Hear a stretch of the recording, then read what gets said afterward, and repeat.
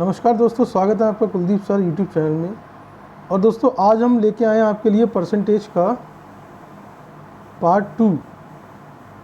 जैसे कि दोस्तों पार्ट 1 में हमने देख लिया था, 5-6 क्वेश्चन देखे थे। आज भी हम 5-6 क्वेश्चन देखेंगे।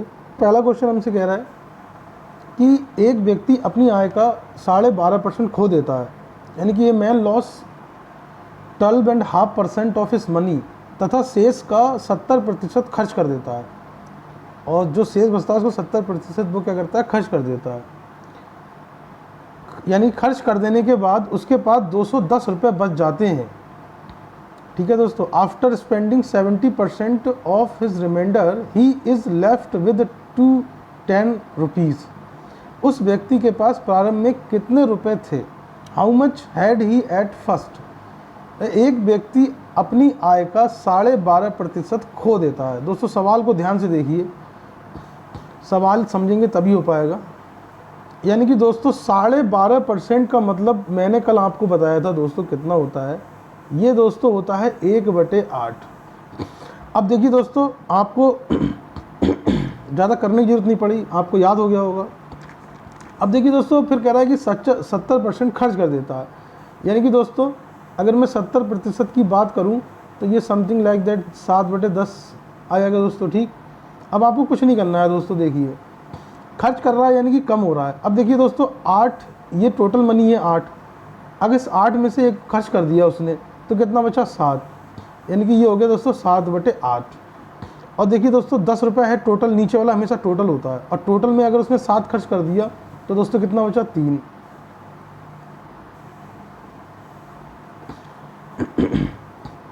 अब देखिए दोस्तों 3/10 हो गया ये। ठीक, 3/10। यानी कि एक व्यक्ति अपनी आय का 12.5% खर्च करता है। यानी कि 12.5% का मतलब 1/8, और 8 में से 1 रुपये खर्च किया तो 7/8, ये हो गई वैल्यू। उसके बाद दोस्तों 70% बचे हुए खर्च करता है। यानी कि दोस्तों ये हो गई 10 में से 7 खर्च कर दिया, 3/10। इसका मतलब दोस्तों हमारे पास वैल्यू आ गई। अगर हम देखें, इसको मैं बैक कर देता हूँ।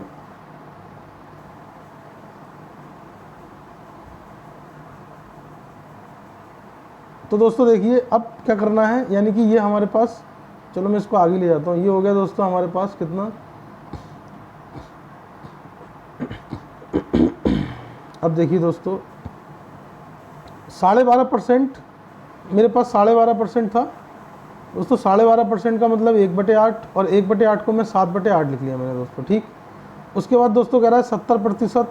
70% का मतलब 60/10, यानी कि दोस्तों ये कितना हो गया? 3/10। अब आगे देखिए दोस्तों, अब देखिए दोस्तों जो इनकम थी हमारे पास, यानी कि जो इनकम है हमारे पास, उसका उसने कितना खर्च कर दिया दोस्तों? 7/8, यानी खर्च करने का बचा, और कितना? 3/10। और दोस्तों टोटल कितना है? अब कह रहा है कि उसके पास कितने रुपये बचे? 210 रुपये बचे। 210 रुपये बचे दोस्तों। अब देखिए ये 3 सत्ते 21 हो गया दोस्तों, 7 से 7 कैंसिल हो गया, यानी कि 80, यानी कि ये दोस्तों आंसर आ गया आपका 800 रुपये। इसको इस तरीके से आप कर सकते हैं। अगला सवाल देखते हैं दोस्तों।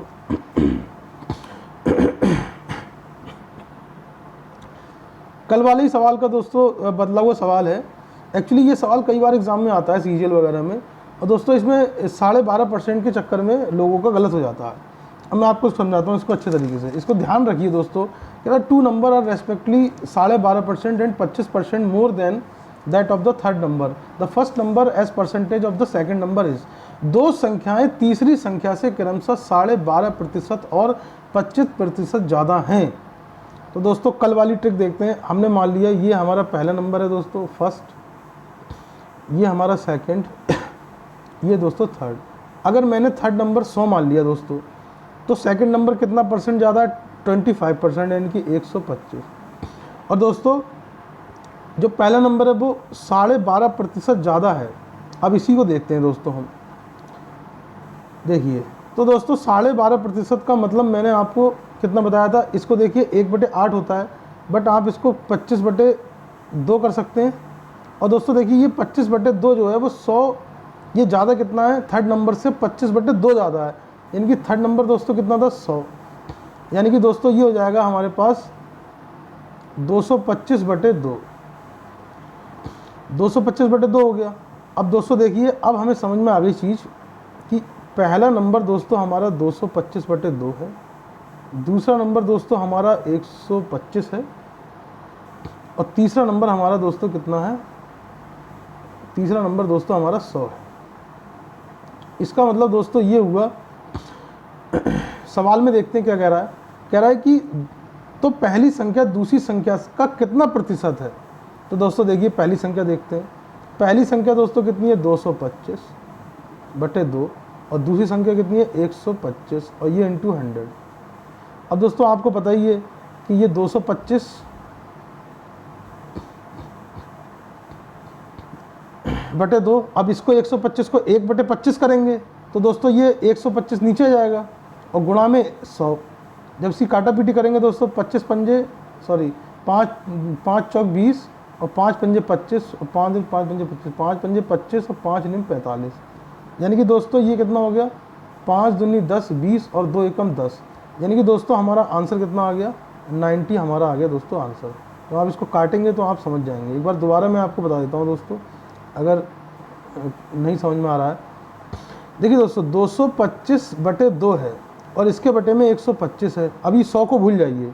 तो दोस्तों होता क्या है कि 225/2 इंटू 1/225 कर लेते हैं हम, मतलब जो नीचे वाली संख्या होती है वो 1/25, यानी कि यहाँ पर चली जाएगी दोस्तों ये। अब देखिए इसी प्रकार ये कितना हो गया, 225/2 इंटू 125, और जो परसेंटेज हमारा 100 है, इसे काटेंगे तो 90 हमारा आंसर आ जाएगा। अगला सवाल देखते हैं दोस्तों, तीसरा। कह रहा if the salary of Manoj. देखिए दोस्तों इस तरह के सवाल में आपको एक बढ़ेगा एक घटेगा इस तरीके से दिया होगा। पहले मैं हिंदी में पढ़ देता हूँ। मनोज का आय या मनोज की आय सुभाष की आय से 40% कम है। If the salary of Manoj is 40% less than that of Subhash. तो सुभाष की आय मनोज की आय से कितने प्रतिशत ज़्यादा होगी।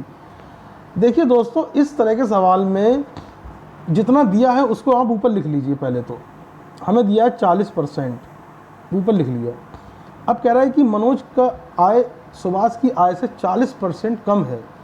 हम मान के चलते हैं सुभाष की आय से, यानी कि सुभाष की अगर हम 100 मान लेते हैं दोस्तों, तो नीचे कितनी कम है, 40 कम है। यानी कि दोस्तों ये 100 माइनस 40 इंटू 100। अब आप इसको हमेशा याद रखेंगे, इसको कुछ नहीं करना है यहाँ पे, इतना तो मैंने आपको समझा दिया। अब आपको ध्यान ये रखना है कि आपसे बोला कि कम है, बस सीधे कम है, मतलब 40/100 में से 40 गया 60 इंटू 100। ये काटेंगे दोस्तों, जब आप इसको काटेंगे तो ये कितना आ जाएगा, 66 सही 2/3। ये हो गया 200/3, और ये दोस्तों मैंने आपको 66 सही 2/3 वैल्यू बताई है। एक सवाल और देखते हैं दोस्तों, तो आपको और समझ में आएगा। अगला सवाल देखते हैं। अगला दोस्तों कौन सा था, ये तीसरा हो गया। चौथा सवाल देखिए।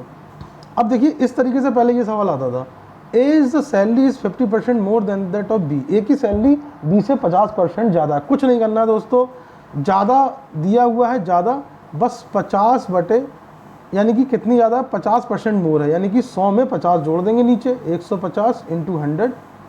अब ये कट जाएगा दोस्तों 3 बार में, तो ये 100/3, और 100/3 का मतलब कितना होता है दोस्तों, आपको पता ही है 33 सही 1/3।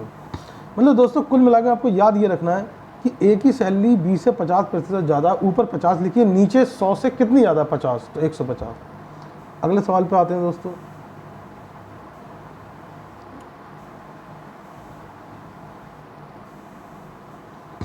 अगला सवाल दोस्तों ये कह रहा है किसी कारखाने में मजदूरों की कमी की वजह से उत्पादन में 25% की कमी आ जाती है।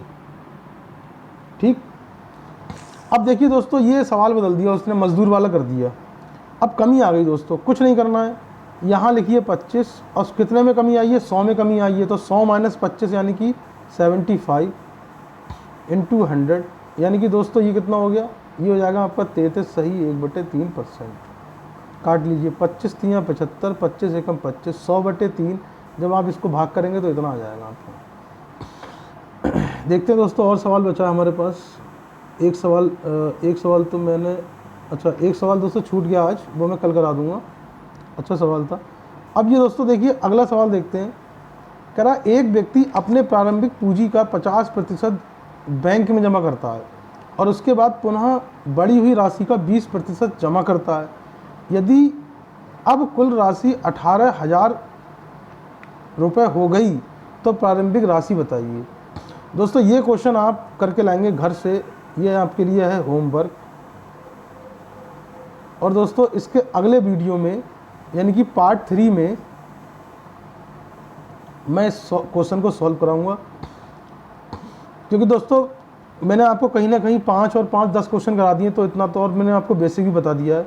तो आप देखिए आपका जो है कितना यहाँ पर आपने सीखा। अगले वीडियो में दोस्तों हम डायरेक्टली 10 क्वेश्चन और लेके आएंगे जो हमारे टाइप 3 से होंगे। कम से कम 4 टाइप हमने यहाँ पे कर लिए दोस्तों। आप यकीन मानिए इन सवालों में से 100% सवाल आना ही है एग्ज़ाम में, ठीक है। एग्जामिनर भी दोस्तों देखिए 100% में से 70% रिपीट क्वेश्चन पूछता है और थोड़ा हल्के क्वेश्चन 30% नए होते हैं, ठीक है, तो वो भी करेंगे। तो ये क्वेश्चन दोस्तों आप घर से करके लाइए, और अगर वीडियो अच्छी लगी हो तो हमारे चैनल को सब्सक्राइब कीजिए, कमेंट कीजिए और बताइए सर ये और सवाल कराने हैं, तो आप बताएंगे तो हमें मोटिवेशन मिलेगा और हम और सवाल लेके आएंगे अच्छे अच्छे। धन्यवाद दोस्तों।